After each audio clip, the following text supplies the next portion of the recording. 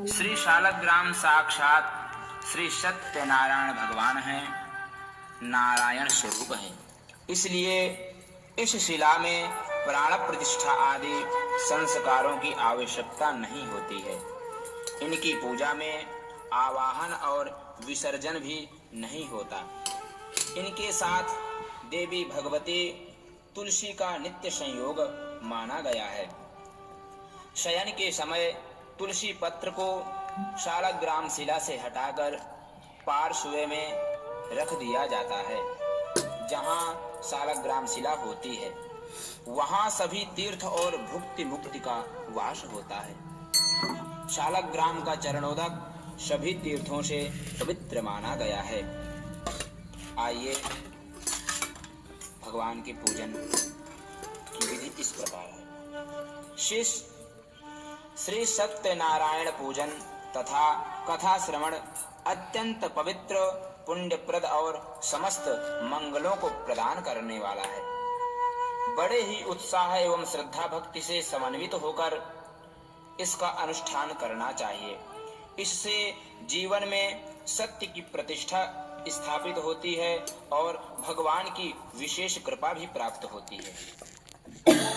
पूजन तथा कथा श्रवण आदि के लिए किसी पवित्र स्थान में, देवस्थान में अथवा घर में सुंदर मंडप बनाकर उसे अनेक प्रकार से सजाकर अलंकृत करना चाहिए। चारों ओर भगवान के सुंदर विग्रहों को लगाना चाहिए, अर्थात चित्रों को लगाना चाहिए। मंडप के मध्य में भगवान श्री सत्यनारायण, श्री विष्णु भगवान या शालग्राम शिला के लिए एक सिंहासन लगाकर उस पर भगवान के विग्रह को प्रतिष्ठित करना चाहिए। यथासंभव केले के स्तंभों से मंडपों को मंडित करना चाहिए और भगवती देवी तुलसी का वृक्ष वहां स्थापित करना चाहिए। भगवान सत्यनारायण के पूजन तथा कथा श्रवण से पूर्व कार्य की निर्विघ्नता पूर्वक संपन्नता के लिए आरंभ में भगवान गणेश, गौरी, कलश, नवग्रह आदि का पूजन करना चाहिए। सबसे पहले आइए अब पूजन विधि प्रारंभ करते हैं। आइए सर्वप्रथम भगवान विष्णु का स्मरण करते हुए प्रारंभ करते हैं पूजन। ओम मंगलम भगवान विष्णु, मंगलम गरुड़ध्वजः, मंगलम पुंडरीकाक्ष, मंगलाय तनो हरि।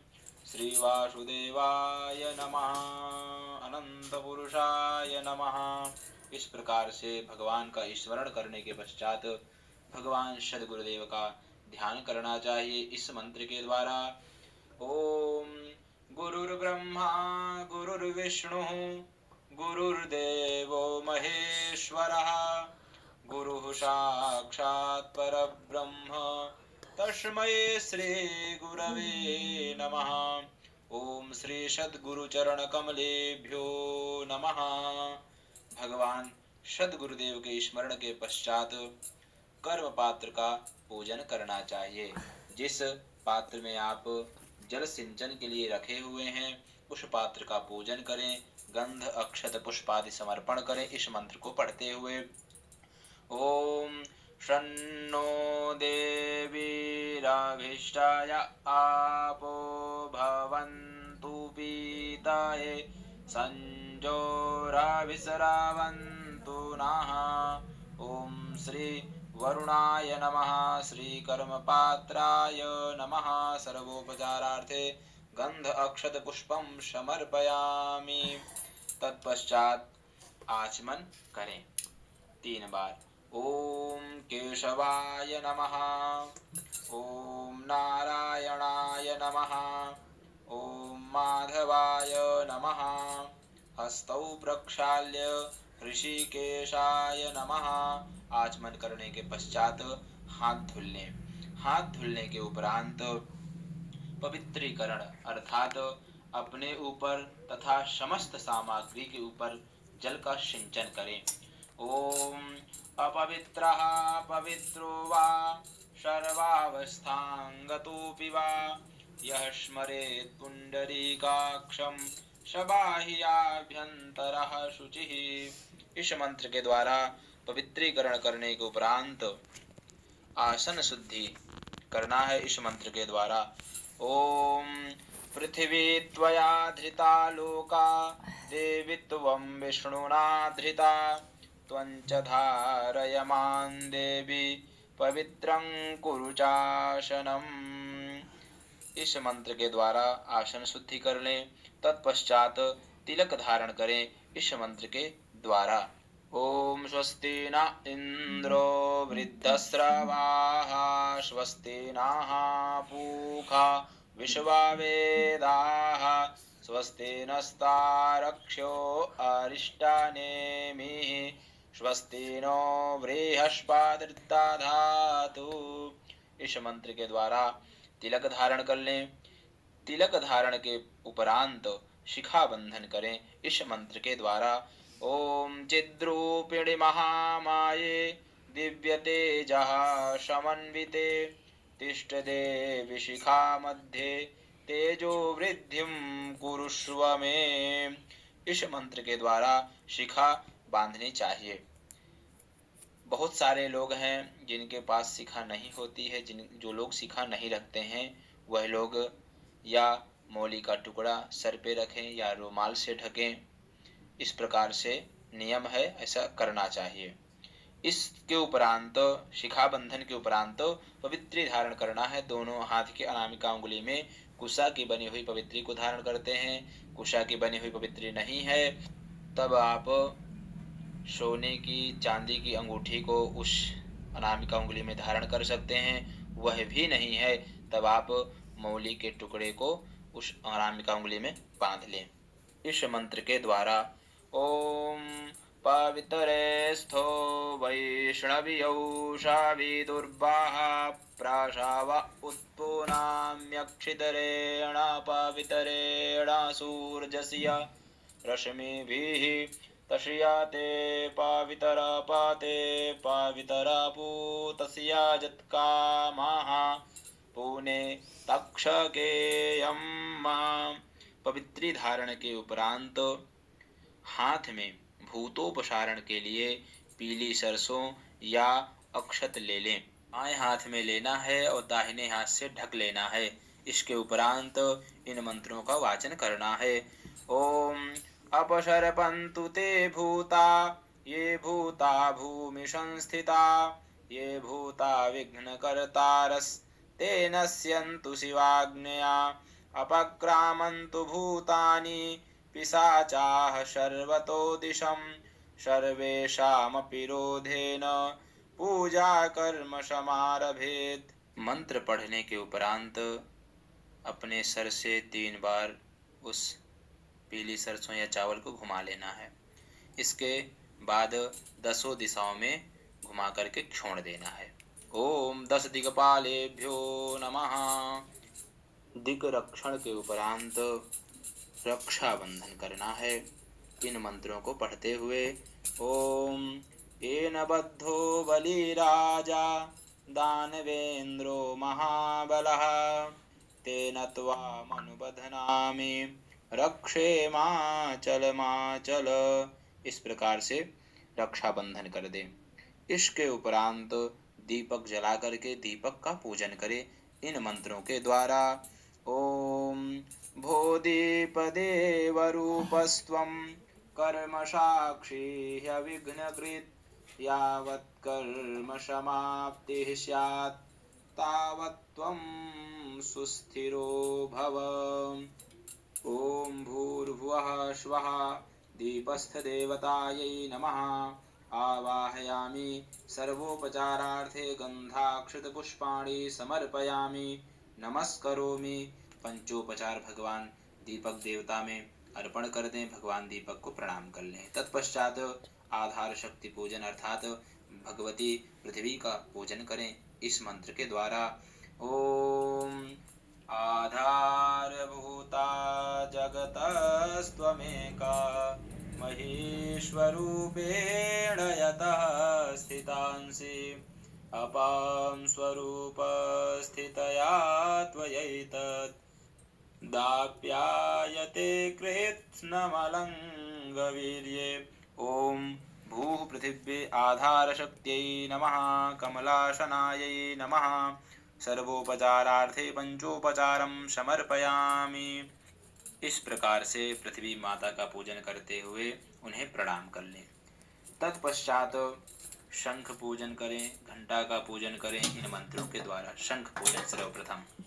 ओम पृथिव्यां यानि तीर्थानि स्थावराणि चराणि च तानि तीर्थानि शंखेऽस्मिन् विशन्तु ब्रह्मशासनात्। शंखाय नमः। चंदनं समर्पयामि, पुष्पं समर्पयामि, सर्वोपचारार्थे पंचोपचारं समर्पयामि। प्रार्थयेत ओम त्वं पुरा सागरोत्पन्नो विष्णुना विधृतः करे निर्मितः सर्वदेवैश्च पांचजन्य नमोस्तु ते। ओम शंखाय नमः। शंख पूजन के उपरांत घंटा का पूजन करे। सर्वोपचारार्थ गंध अक्षत पुष्पादि समर्पित करें इस मंत्र को बोलकर।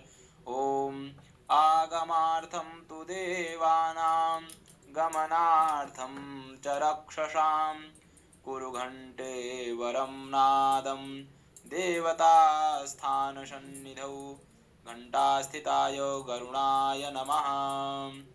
अब सबके पूजन के उपरांत शंख पूजन, घंटा पूजन के उपरांत स्वस्ति वाचन का पाठ करना चाहिए।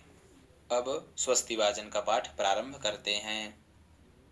हरि ओम मा आनो भद्राः क्रतवो जन्तु विषवातो दब्धाशो अपरीताश उद्भिदाः देवानो जाथा सदमिद्वृधे असन्नपरायुवो रक्षितारो दिवे दिवे देवानां भद्राशो मतिर्ऋजूयतां देवानागुरातिरभिनो निवर्ततां मा देवानागुंसख्यमुपसेधिमा वयं देवान आयुः प्रतिरन्तु जीवसे तान् पूर्वया निविदा भूमहे वयं भगं मितरमदितिं दक्षमसृधं मा अर्जमाणं वरुणगुं सोममशविना सरस्वतीनाः शुभगामयस्करत् तन्नो वातो मयो भुवातु भेखजन् तन्माता पृथिवी तत्पिता द्यौः तद्ग्रावाणाः सोमसुतो मयो भुवस्तदश्विना शृणुतं धृष्ण्यायुवं तमीशानं जगतस्तस्थो खशपातिं ध्येयं जिन्वामावाशे भूमहे वयं पूखानो जाथा वेदसामसद्वृधे रक्षिता पायुरदब्धाः स्वस्ताये स्वस्ति न इन्द्रो वृद्धस्रवाः स्वस्ति नः पूषा विश्ववेदाः स्वस्ति नस्तारक्ष्यो अरिष्टानेमिः स्वस्ति नो बृहस्पतिर्दधातु ऋखदशवा मारुताः पृश्निमातराः शुभं जावानो विदथे खुजग्मयाः अग्निजिह्वा मनवाः सूरचक्षुषो विषवेनो देवा अवशागमन्निः भद्रं कर्णेभिः शृणुयाम देवा भद्रं पश्येमाक्षभिर्यजतराः स्थिरैरङ्गैस्तुष्टुवागुंसस्तनूभिर्व्यसेमहि देवाहितं जदायुः शतमिन्नो शरदो अन्तिदेवा जतरा नश्चकरा जरशं तनूनां मा पुतरासो जतरा पितरो भवन्ति बानो मधियारीरिखतायुर्गन्तोः अदितिर्द्यौरादितिरन्तरिक्षमादितिर्माता स पिता स पुत्राः विश्वे देवा अदितिः पञ्चजना अदितिर्जातमादितिर्जनितवं मा द्यौः शान्तिरन्तरिक्षगुं शान्तिः पृथिवी शान्तिरापः शान्तिरोषधयः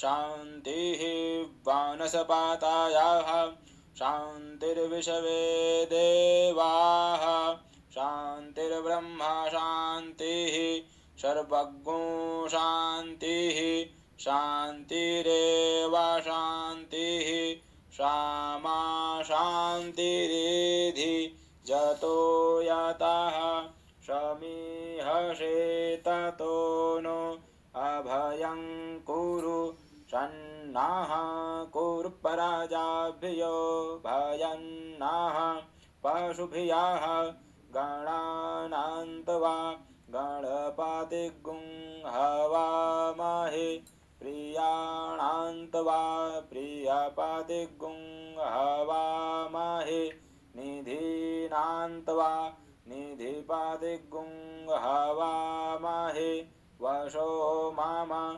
अहमजानि गर्भधामा त्वमजासि गर्भधम्मा अम्बे अम्बिक्यम्बालिके नामानयति कश्चन सस्त्यश्वकाः सुभद्रिकां काम्पीलवासिनीं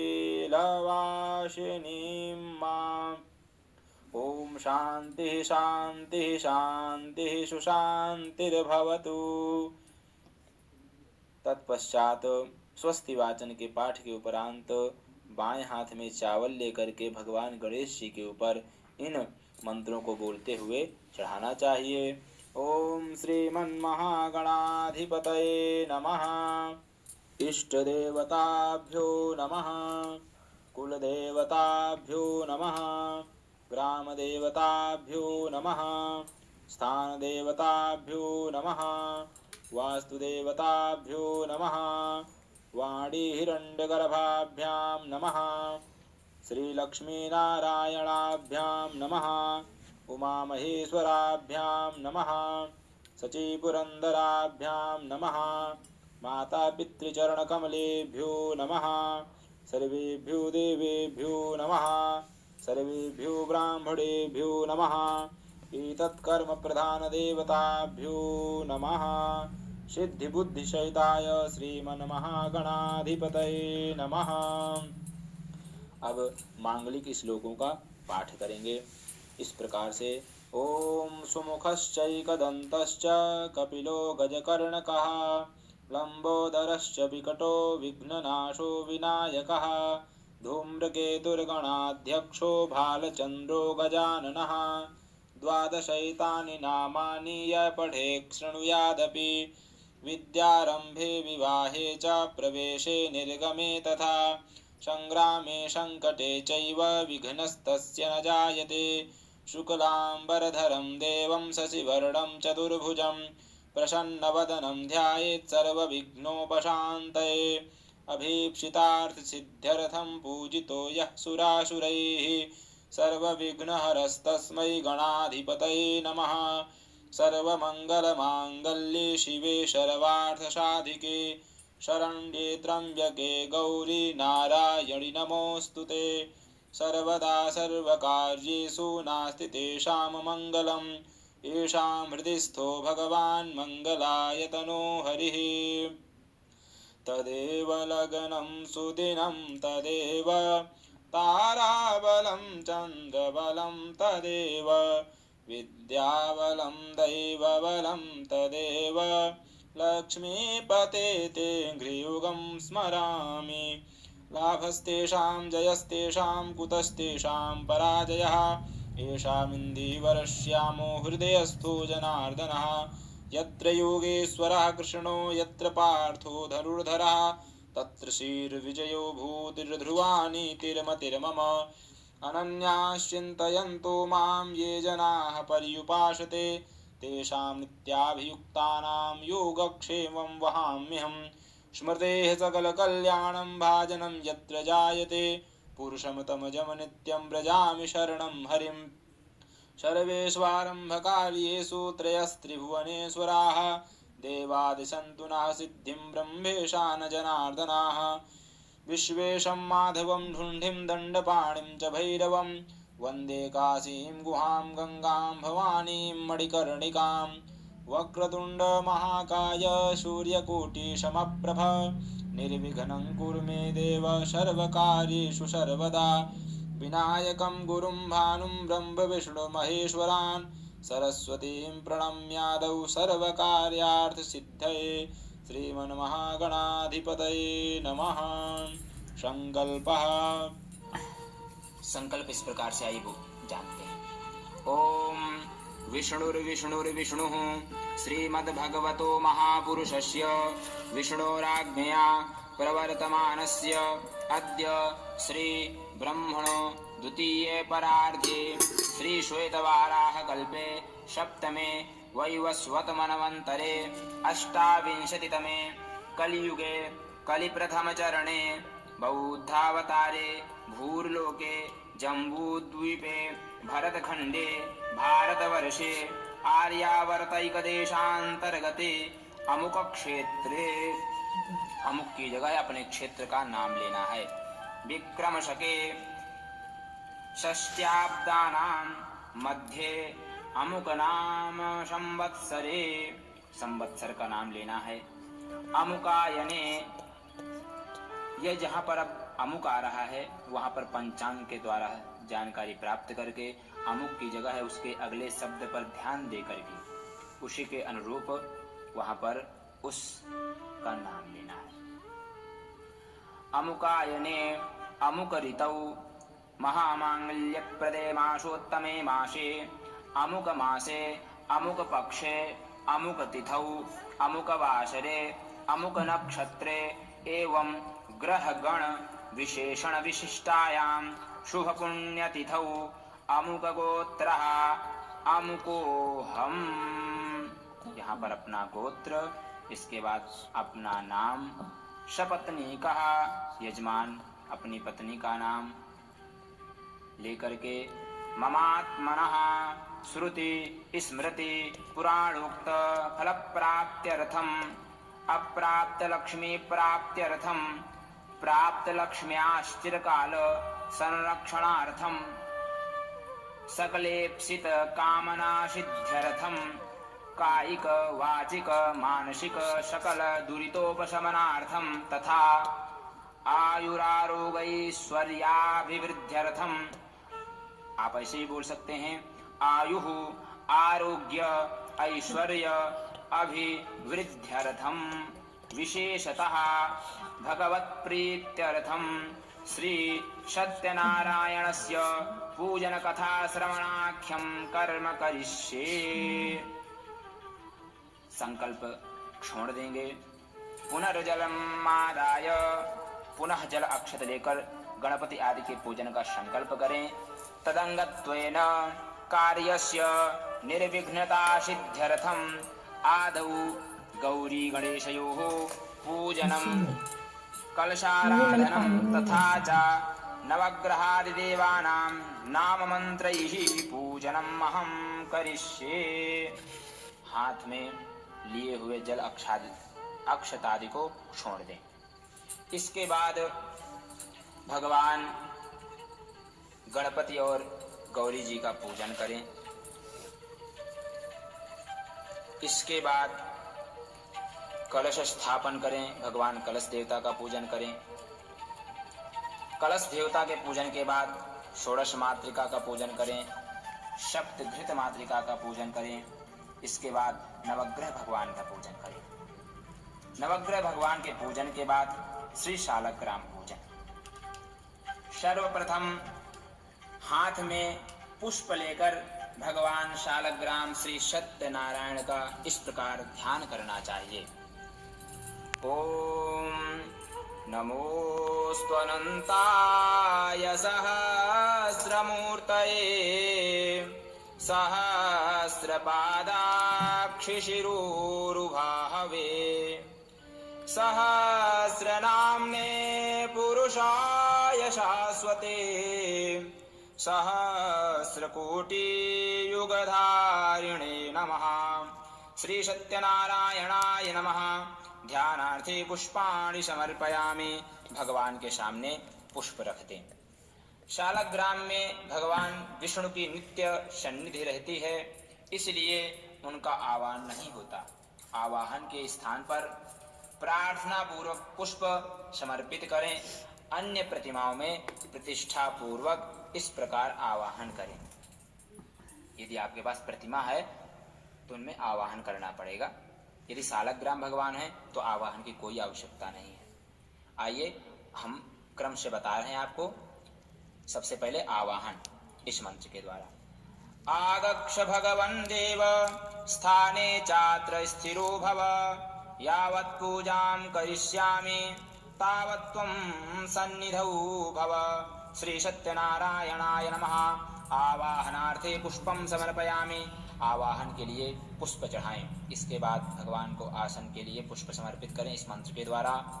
अनेक रत्न संयुक्तं नानामणिगणान्वितं भावितं स्वर्णिमं दिव्यं आसनं प्रतिगृह्यताम्।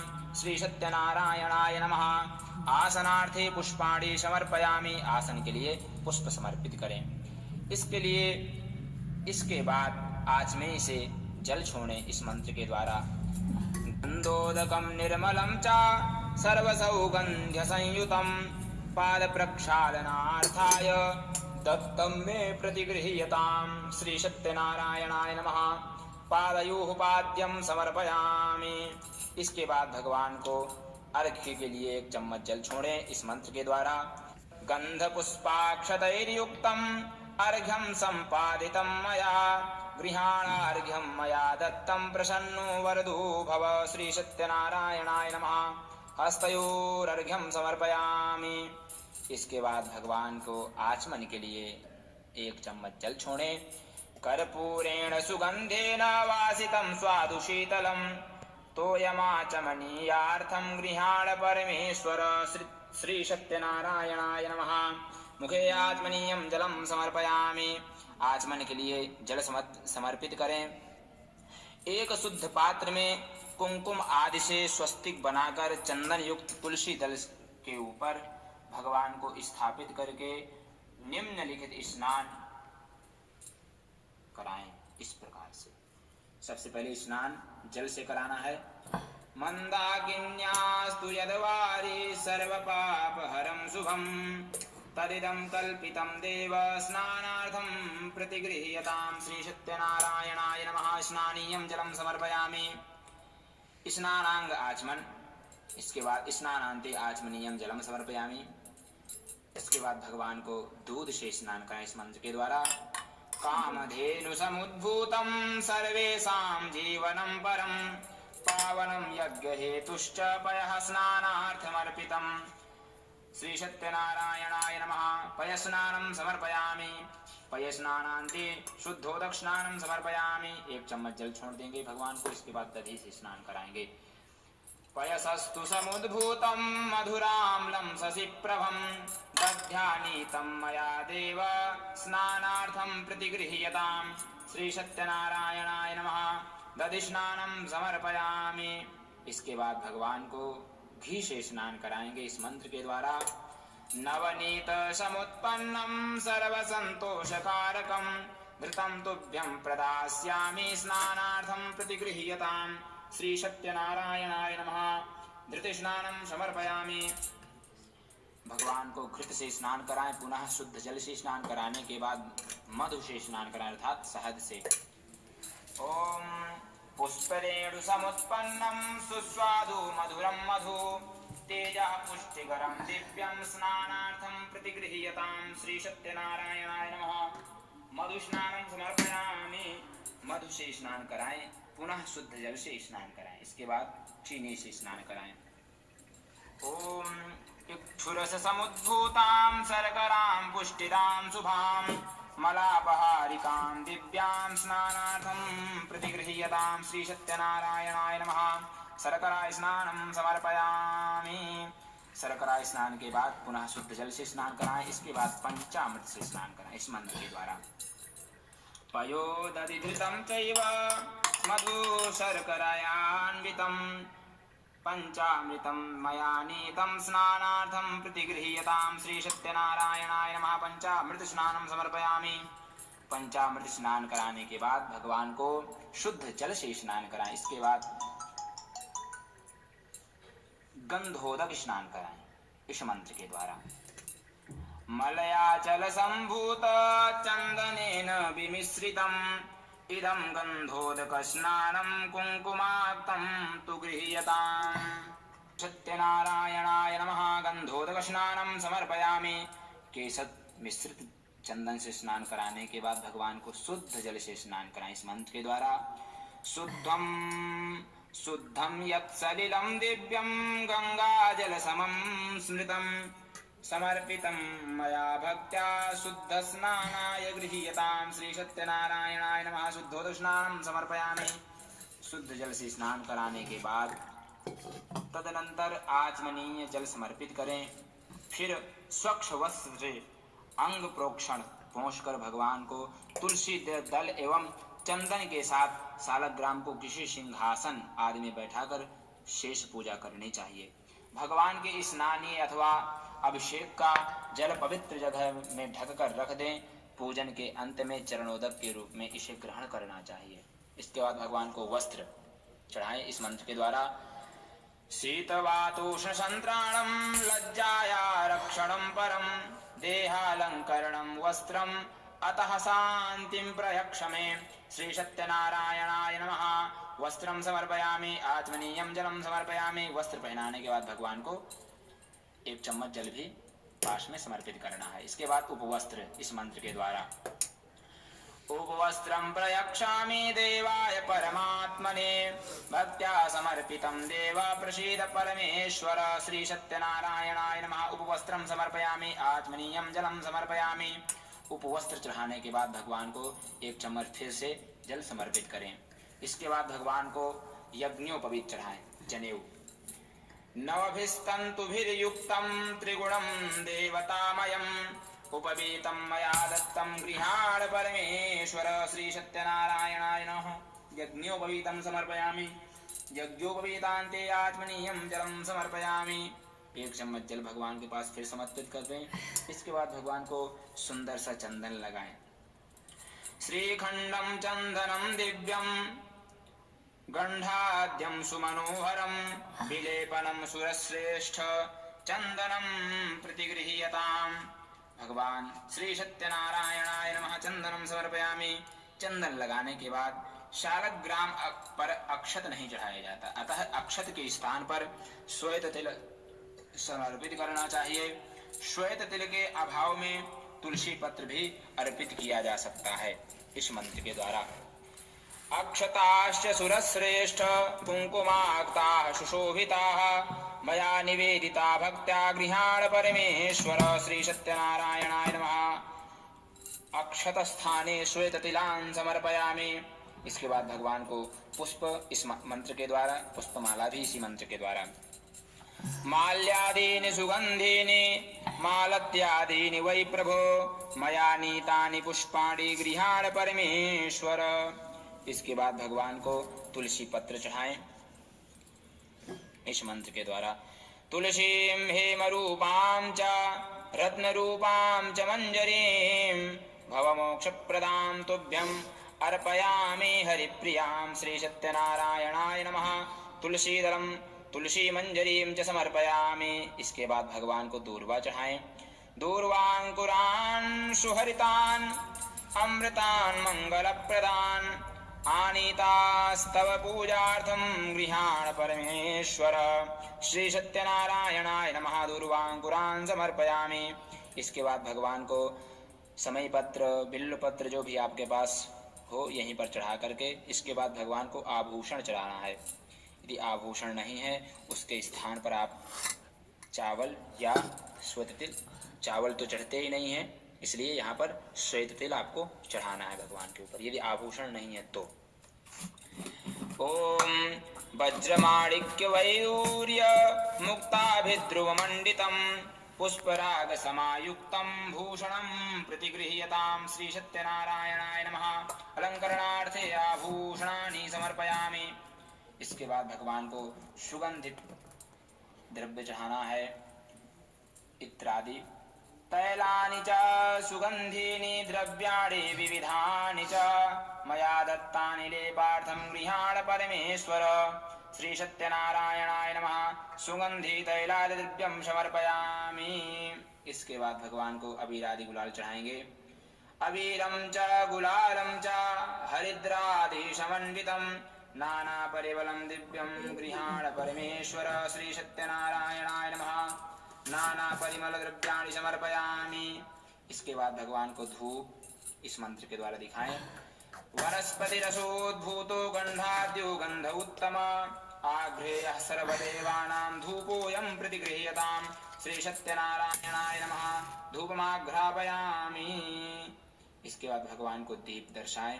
साज्यं च वर्ति संयुक्तं वह्निना योजितं मया दीपं गृहाण देवेश त्रैलोक्यतिमिरापहम्। श्री सत्यनारायणाय नमः। दीपं दर्शयामि। घृत दीप दिखाएं और हाथ धो लें। इसके बाद भगवान को नैवेद्य, भगवान के भोग के निमित्त सामने रखे नैवेद्य में तुलसी दल छोड़कर पांच ग्रास मुद्रा दिखाएं। प्राणाय स्वाहा, अपानाय स्वाहा, व्यानाय स्वाहा, उदानाय स्वाहा, समानाय स्वाहा। इसके बाद निम्न मंत्र पढ़कर भगवान को नैवेद्य निवेदित करें। ओम त्वदीयं वस्तु भो देव, त्वदीयं वस्तु गोविंद, तुभ्यमेव समर्पये। गृहाण सुमुखो भूत्वा प्रसीद परमेश्वर। श्री सत्यनारायणाय नमः। नैवेद्यं निवेदयामि। मध्ये पानीयं जलं समर्पयामि। आचमनीयं जलं समर्पयामि। इसके बाद भगवान को प्राणापान व्यान उदान समान के लिए 5 चम्मच जल छोड़े पास में। इसके बाद भगवान को अखंड ऋतुफल चढ़ाएं। इदं फलं मया देव स्थापितं पुरतस्तव, तेन मे सफलावाप्तिर्भवेत् जन्मनि जन्मनि। श्री सत्यनारायणाय नमः। अखंड ऋतुफलं समर्पयामि। फलान्ते आचमनीयं जलं समर्पयामि। फल चढ़ाने के बाद भगवान को 1 चम्मच जल उनके पास में समर्पित करना है। उत्तरापोषणार्थे जलम समर्पयामि। श्री सत्यनारायणाय नमः। इसके बाद भगवान को दोनों अनामिका उंगली में चंदन लगा करके सिंचन करना है इस मंत्र के द्वारा, जिसे हम करोद्वर्तन कहते हैं। चंदनम मलयोद्भूतम कस्तूर्यादि समन्वितम करोद्वर्तनकम देव गृहाण परमेश्वर। श्री सत्यनारायणाय नमः। करोद्वर्तनकम समर्पयामि। इसके बाद भगवान को तांबूल पान आदि चढ़ाएं। पान, पूगी फल अर्थात सुपारी, इलायची, लौंग आदि सभी चढ़ाना है यहाँ पर इसी मंत्र के द्वारा। पूगे फलं महद्दिव्यं नागवल्ली दलैर्युतं एलालवंग संयुक्तं तांबूलं प्रतिगृह्यतां। श्री सत्यनारायणाय नमः। एलालवंग पूगी फल युतं तांबूलं समर्पयामि। इसके बाद भगवान को दक्षिणा चढ़ाएं इस मंत्र के द्वारा।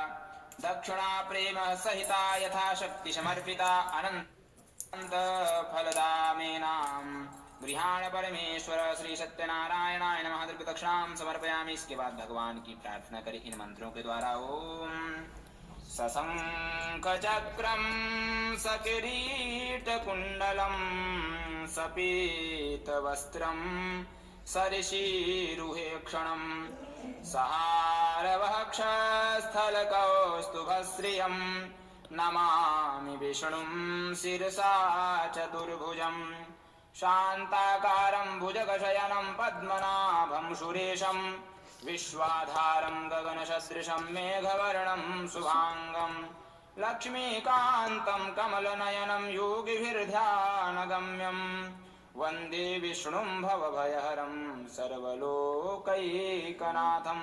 श्री सत्यनारायणाय नमः। प्रार्थनां समर्पयामि। प्रार्थना समर्पित करने के बाद भगवान को पुष्प चढ़ाने के बाद एक चम्मच जल छोड़ देंगे उनके पास। इसके बाद कथा होती है। कथा श्रवण करने के उपरांत की जो विधि है वह हम अगले वीडियो आपको बताएंगे। श्री सत्यनारायण व्रत कथा पहला अध्याय।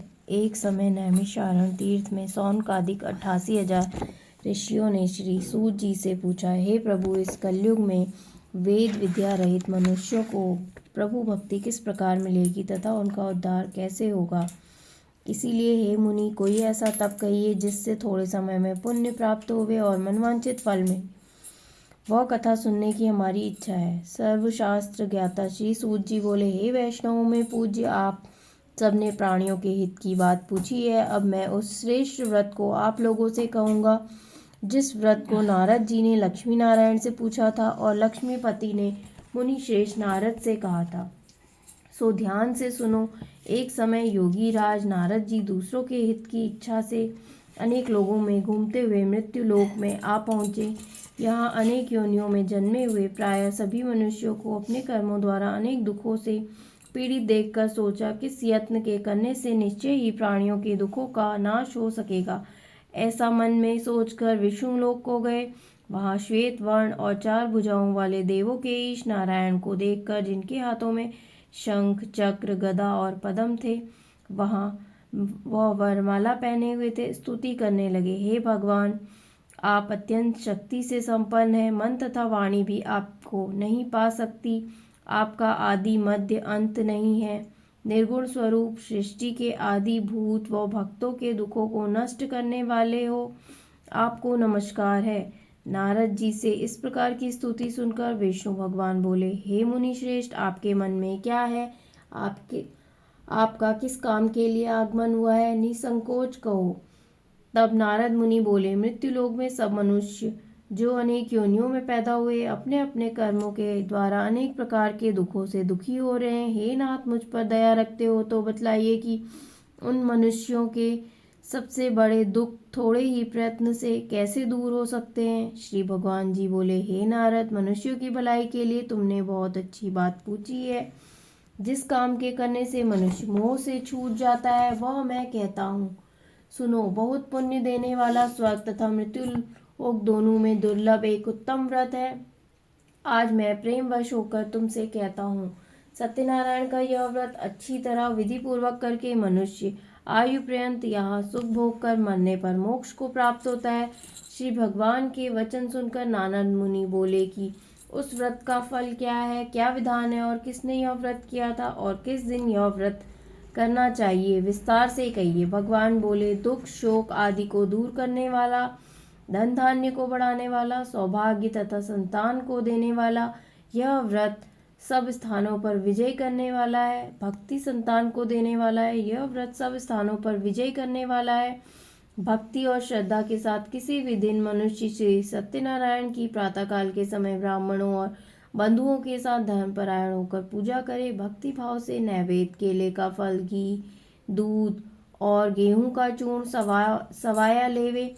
गेहूं के अभाव में साठी का चूर्ण, शक्कर और गुड़ ले और सब भक्षण योग्य पदार्थ जमा करा के भगवान को अर्पण कर देवे तथा बंधुओं सहित ब्राह्मणों को भोजन करावे। पश्चात स्वयं भोजन करे। नृत्य गीत आदि का आचरण कर सत्यनारायण भगवान का स्मरण करते हुए समय व्यतीत करे। इस प्रकार व्रत करने पर मनुष्यों की इच्छा निश्चय पूरी होती है। विशेषकर कली काल में भूमि पर यही मोक्ष का सरल उपाय है। इति स्कंद पुराणे रेवाखंडे प्रथमोऽध्याय। जय। दूसरा अध्याय। सूत जी बोले, हे ऋषियों, जिसने पहले समय में इस व्रत को किया उसका इतिहास कहता हूँ, ध्यान से सुनो। सुंदर काशीपुरी नगरी में एक अत्यंत निर्धन ब्राह्मण रहता था। वह भूख और प्यास से बेचैन हो नित्य पृथ्वी पर घूमता था। ब्राह्मणों से प्रेम करने वाले भगवान ने ब्राह्मण को दुखी होकर बूढ़े ब्राह्मण का रूप धर उसके पास जा आदर से पूछा, हे विप्र, नित्य दुखी हुआ पृथ्वी पर क्यों घूमता है? हे श्रेष्ठ ब्राह्मण, यह सब मुझसे कहो, मैं सुनना चाहता हूँ। ब्राह्मण बोला, मैं निर्धन ब्राह्मण हूँ, भिक्षा के लिए पृथ्वी पर फिरता हूँ। हे भगवान, यदि आप इसका उपाय जानते हो तो कृपा कर कहो। वृद्ध ब्राह्मण बोला कि सत्यनारायण भगवान मनवांचित फल देने वाले हैं, इसीलिए हे ब्राह्मण, तू उनका पूजन कर, जिसके करने से मनुष्य सब दुखों से मुक्त होता है। ब्राह्मण को व्रत का सारा विधान बतलाकर बूढ़े ब्राह्मण का रूप धारण करने वाले सत्यनारायण भगवान अंतर ध्यान हो गए। जिस व्रत को वृद्ध ब्राह्मण ने बतलाया, मैं उसको करूंगा, यह निश्चय करने पर उसे रात में नींद भी नहीं आई। वह सवेरे उठकर सत्यनारायण के व्रत का निश्चय कर भिक्षा लेके चला। उसको भिक्षा में बहुत धन मिला, जिससे बंधु बांधवों के साथ उसने सत्यनारायण का व्रत किया। इसके करने से वह ब्राह्मण सब दुखों से छूटकर अनेक प्रकार की संपत्तियों से युक्त हुआ। उस समय से वह ब्राह्मण हर मास व्रत करने लगा। इस तरह सत्यनारायण भगवान के व्रत को जो करेगा वह मनुष्य सब दुखों से छूट जाएगा। इस तरह नारद जी से नारायण का कहा हुआ व्रत मैंने तुमसे कहा। हे विप्रो, मैं अब और क्या कहूँ? ऋषि बोले, हे मुनीश्वर, संसार में इस ब्राह्मण से सुनकर किस किस ने इस व्रत को किया? हम यह सब सुनना चाहते हैं, इसके लिए हमारे मन में श्रद्धा है। सूत जी बोले, हे मुनियों, जिस जिसने इस व्रत को किया वह सब सुनो। एक समय एक ब्राह्मण धन और ऐश्वर्य के अनुसार बंधु बांधवों के साथ व्रत करने को तैयार हुआ। उसी समय एक लकड़ी बेचने वाला बूढ़ा आदमी आया और बाहर लकड़ियों को रखकर ब्राह्मण के मकान में गया। प्यास से दुखी लकड़हारा उनको व्रत करते देखकर ब्राह्मण को नमस्कार कर कहने लगा कि आप यह क्या कर रहे हैं और इसको करने से क्या फल मिलता है, कृपा करके मुझसे कहो। ब्राह्मण ने कहा, सब मनोकामनाओं को पूर्ण करने वाला यह सत्यनारायण भगवान का व्रत है। इसकी ही कृपा से मेरे यहाँ धन धान्य आदि की वृद्धि हुई है। ब्राह्मण से इस व्रत के बारे में जानकर लकड़हारा बहुत प्रसन्न हुआ। चरणामृत ले और प्रसाद खाने के बाद अपने घर को गया। लकड़हारे ने अपने मन में इस प्रकार का किया कि आज नगर में लकड़ी बेचने से जो धन मिलेगा उसी से सत्यनारायण देव का उत्तम व्रत करूंगा। यह मन में विचार कर वह बूढ़ा आदमी लकड़ियां अपने सर पर रखकर जिस नगर में धनवान लोग रहते थे वहां ऐसे सुंदर नगर में गया। उस रोज वहां पर उसे उन लकड़ियों का दुगना दाम मिला। तब वह बूढ़ा लकड़हारा दाम ले अति प्रसन्न होकर पक्के केले की पूली, शक्कर, घी, दूध, दही और गेहूं का आटा इत्यादि सत्यनारायण भगवान के व्रत की कुल सामग्री को लेकर अपने घर गया। फिर उसने अपने भाइयों को बुलाकर विधि के साथ भगवान का पूजन और व्रत किया। उस व्रत के प्रभाव से वह बूढ़ा लकड़हारा धन, पुत्र आदि से युक्त हुआ और संसार के समस्त सुख भोग कर बैकुंठ को चला गया। इति स्कंद पुराणे रेवाखंडे द्वितीय अध्याय। भगवान की जय। तीसरा अध्याय। सूत जी बोले, हे श्रेष्ठ मुनियों, अब आगे की कथा कहता हूँ, सुनो। पहले समय में उल्कामुख नाम का एक बुद्धिमान राजा था। वह सत्यवक्ता और जितेंद्रिय था। प्रतिदिन देव स्थानों पर जाता और गरीबों को धन देकर उनके कष्ट दूर करता था। उसकी पत्नी कमल के समान मुख वाली और सती साध्वी थी। भद्रशिला नदी के तट पर उन दोनों ने श्री सत्यनारायण का व्रत किया। उस समय वहां एक साधु वैश्य आया। उसके पास व्यापार के लिए बहुत सा धन था। वह नाव को किनारे पर ठहराकर राजा के पास आ गया और राजा को व्रत करते हुए देखकर विनय के साथ पूछने लगा, हे राजन, भक्ति युक्त चित्त से यह आप क्या कर रहे हैं? मेरी सुनने की इच्छा है, सो आप मुझे यह बतलाइए। राजा बोला, हे साधु, अपने बंधुओं के साथ पुत्र आदि की प्राप्ति के लिए यह महाशक्तिवान सत्यनारायण भगवान का व्रत व पूजन किया जा रहा है। राजा के वचन सुनकर साधु आदर से बोला, हे राजन, मुझे इसका सब विधान कहो। मैं भी आपके कथा अनुसार इस व्रत को करूंगा। मेरी भी कोई संतान नहीं है और निश्चय इससे होगी। राजा से सब विधान सुन व्यापार से निर्वृत्त हो वह आनंद के साथ घर गया। साधु ने अपनी स्त्री से संतान देने वाले उस व्रत का समाचार सुनाया और कहा कि जब मेरी संतान होगी तब मैं इस व्रत को करूंगा। साधु ने ऐसे वचन अपनी स्त्री लीलावती से कहे। एक दिन उसकी स्त्री लीलावती पति के साथ आनंदित हो सांसारिक ग्राम में प्रवृत्त होकर सत्यनारायण भगवान की कृपा से गर्भवती होगी तथा 10वें महीने में उसने एक सुंदर कन्या को जन्म दिया। दिनों दिन वह इस तरह बढ़ने लगी जैसे शुक्ल पक्ष का चंद्रमा बढ़ता है। कन्या का नाम कलावती रखा गया। तब लीलावती ने मीठे शब्दों में अपने पति से कहा, जो संकल्प आपने किया था कि भगवान का व्रत करूंगा, अब आप उसे करिए। साधु बोला, हे प्रिय, इसके विवाह पर करूंगा। इस प्रकार अपनी पत्नी को आश्वासन देकर वह नगर को गया। कलावती पितृगृह में वृद्धि को प्राप्त हो गई। साधु ने जब नगर में सखियों के साथ अपनी पुत्री को देखा तो तुरंत दूत बुलाकर कहा कि पुत्री के वास्ते कोई सुयोग्य वर देख कर लाओ। साधु की आज्ञा पाकर दूत कंचन नगर पहुंचा और वहां पर बड़ी खोज कर देखभाल कर लड़की के लिए सुयोग्य वर्णिक पुत्र को ले आया। उस सुयोग लड़के को देखकर साधु ने अपने बंधु बांधवों से इस प्रसन्नचित्त अपनी पुत्री का विवाह उसके साथ कर दिया, किंतु दुर्भाग्य से विवाह के समय भी उस व्रत को करना भूल गया। तब भगवान क्रोधित हो गए और श्राप दिया कि तुम्हें दारुण दुख प्राप्त होगा। अपने कार्य में कुशल साधु बनिया जमाता सहित समुद्र के समीप स्थित रतनपुर नगर में गया। वहां दोनों ससुर जमाई चंद्रकेतु राजा के उस नगर में व्यापार करने लगे। एक रोज भगवान सत्यनारायण की माया से प्रेरित कोई चोर राजा का धन चुराकर भागा जा रहा था, किंतु राजा के दूतों को आता देख चोर ने घबराकर भागते हुए राजा के धन को वहीं छुपा कर रख दिया जहां वो ससुर और जमाई ठहरे हुए थे। जब दूतों ने उस साधु वैश्य के पास राजा के धन को रखा देखा तो वे उन दोनों को बांध कर ले गए और प्रसन्नता से दौड़ते हुए राजा के समीप जाकर बोले, यह दो चोर हम पकड़ कर लाए, कृपया आज्ञा दे। तब राजा की आज्ञा से उनको कठोर कारावास में डाल दिया गया और उनका सब धन छीन लिया। सत्यनारायण भगवान के श्राप द्वारा उसकी पत्नी भी घर पर बहुत दुखी हुई और घर पर जो धन रखा था उसे चोर चुरा कर ले गए। शारीरिक और मानसिक पीड़ा तथा भूख प्यास से अति दुखित हो अन्न की चिंता में कलावती एक ब्राह्मण के घर गई। वहां उसने सत्यनारायण भगवान का व्रत होते हुए देखा, फिर कथा सुनी और प्रसाद ग्रहण कर रात को वह घर आई। माता ने कलावती से पूछा, हे पुत्री, अब तक कहाँ रही, तेरे मन में क्या है? कलावती बोली, हे माता, एक ब्राह्मण के घर श्री सत्यनारायण भगवान का व्रत देखा। कन्या के वचन सुनकर लीलावती भगवान के पूजन की तैयारी करने लगी। लीलावती ने अपने परिवार और बंधुओं से श्री सत्यनारायण का भगवान का पूजन किया और वर मांगा कि मेरे पति और दामाद शीघ्र आ जाएं। साथ ही प्रार्थना की कि हम सबका अपराध क्षमा करो। सत्यनारायण भगवान इस व्रत से संतुष्ट हो गए और राजा चंद्रकेतु को स्वप्न में दर्शन देकर कहा, हे राजन, दोनों वैश्यों को प्रातः ही छोड़ दो और उनका सब धन जो तुमने ग्रहण किया है दे दो, नहीं तो मैं तेरा धन, राज्य, पुत्र आदि सब नष्ट कर दूंगा। राजा से ऐसे वचन सुनकर भगवान अंतर ध्यान हो गए। प्रातःकाल राजा चंद्रकेतु ने सभा में अपना स्वप्न सुनाया। फिर दोनों वर्णिक पुत्रों को कैद से मुक्त कर सभा में बुलाया। दोनों के आते ही राजा को नमस्कार किया। राजा मीठे वचनों से बोला, हे महानुभावों, भाविवश ऐसा कठिन दुख प्राप्त हुआ, अब तुम्हें कोई भय नहीं। ऐसा कहकर राजा ने उनको नए नए वस्त्र आभूषण पहनाए और उनका जितना धन लिया था उससे दुगना धन देकर आदर सहित विदा किया। दोनों वैश्य अपने घर को चल दिए। इति स्कंद पुराणे रेवा खंडे तृतीय अध्याय। सत्यनारायण भगवान की जय। चौथा अध्याय। सूत जी बोले, वैश्य ने मंगलाचार करके यात्रा आरंभ की और अपने नगर को चला। उनकी थोड़ी दूर निकलने पर ही दंडी वेशधारी सत्यनारायण ने उनसे पूछा, हे साधु, तेरी नाव में क्या है? अभिमानी वर्णिक हंसता हुआ बोला, हे दंडी, आप क्यों पूछते हो? क्या धन लेने की इच्छा है? मेरी नाव में तो बेल पत्ते भरे हैं। वैश्य का कठोर वचन सुनकर भगवान ने कहा, तुम्हारा वचन सत्य हो।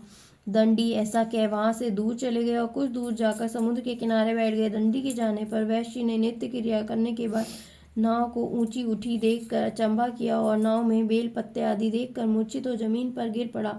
फिर मूर्छा खुलने पर अत्यंत शोक प्रकट करने लगा। तब उसका दामाद बोला, आप शोक ना करें, यह दंडी का श्राप है, अतः उनकी शरण में चलना चाहिए, तभी हमारी मनोकामना पूरी होगी।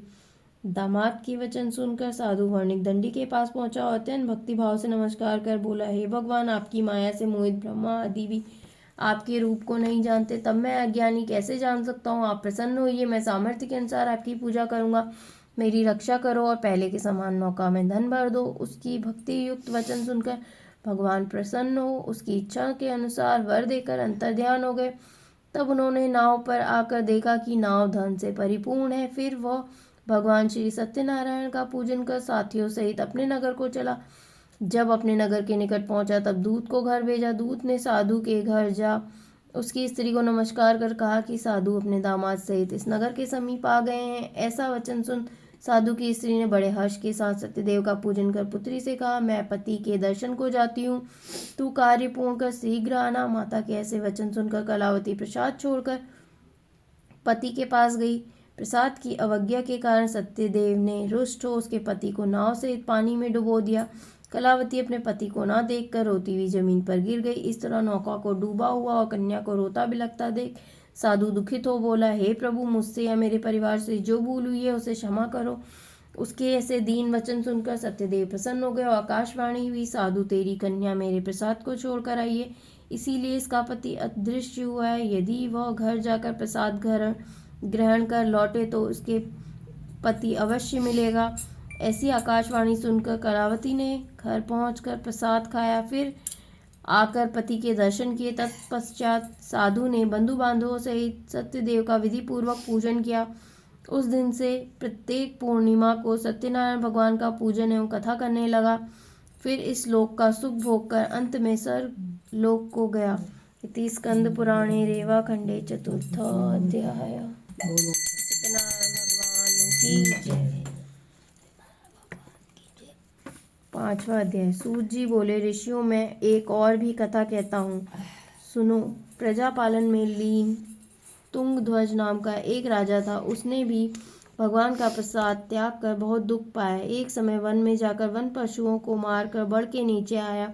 वहां उसने ग्वालों को भक्ति भाव से बंधुओं सहित सत्यनारायण का पूजन करते देखा। राजा देखकर भी अभिमानवश वहां नहीं गया और ना ही नमस्कार किया। जब ग्वालों ने भगवान का प्रसाद उसके सामने रखा तो वह प्रसाद को त्याग कर अपनी सुंदर नगरी को चला। वहीं उसने अपना सब कुछ नष्ट पाया तो वह जान गया कि वह सब भगवान ने किया। तब वह विश्वास कर ग्वालों के समीप गया और विधि पूर्वक पूजन और प्रसाद खाया तो सत्यदेव की कृपा से पहले जैसा था वैसा ही हो गया। फिर दीर्घ काल तक सुख भोग कर मरने पर स्वर्गलोक को गया। जो मनुष्य इस परम दुर्लभ व्रत को करेगा, भगवान की कृपा से उसे धन धान्य की प्राप्ति होगी और उसका सब मनोरथ पूर्ण होकर अंत में वैकुंठ धाम को जाएगा। जिन्होंने पहले इस व्रत को किया है, अब उनके दूसरे जन्म की कथा कहता हूँ। वृद्ध सतानंद ब्राह्मण ने सुदामा का जन्म लेकर मोक्ष को पाया। उल्कामुख नाम का राजा दशरथ होकर वैकुंठ को प्राप्त हुआ। साधु नाम के वैश्य ने मोरध्वज बनकर अपने पुत्र को आरे से चीरकर मोक्ष को प्राप्त किया। महाराज तुंगध्वज ने स्वयं भू होकर भगवान में भक्ति युक्त कर्म का मोक्ष प्राप्त किया। इति श्री सत्यनारायण व्रत कथाया संपूर्णम। बोलिए सत्यनारायण भगवान की जय। भगवान तुम्हारा दिया है भोग माफ करो, वो पूरे कर दीजिए।